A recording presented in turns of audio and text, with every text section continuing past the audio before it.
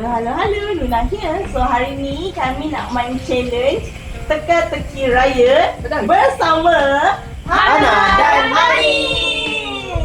Okey, nak tengok macam mana? Alah, macam biasalah. Tengok je lah.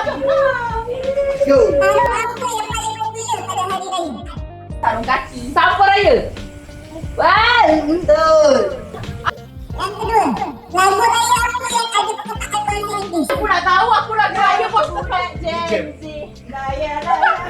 Boleh apa sikit? Bukan Gen Z bukan. tak. Lagu Bukan raya Gen Z. tak? You nak lagu klasik kan?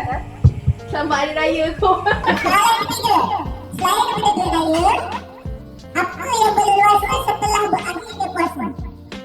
Raya demi raya. Apakah yang berleluasa selain daripada demi raya? Syaitan. Iblis. Bukan. Oh salah. Soalan sekali soalan dia. Mika. Nak cipit.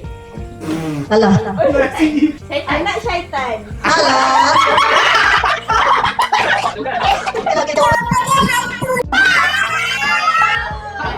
Soalan tu. Aduh. Nama umat tinggi apa yang berkaitan dengan raya? Zaitun.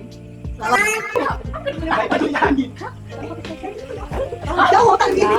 Syuh. Dah jadi. Mukmin. Salah. Apa yang berkembang besar di dalam raya?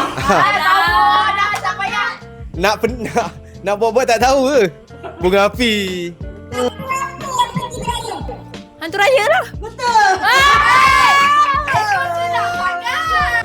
Okay guys, dah settle dah kita punya teka-teki raya. So kita tengoklah yang mana tak tahu, yang mana tahu, yang mana-mana tahu. Jangan lupa follow, like, comment and share untuk konten yang seterusnya. Selamat Hari Raya.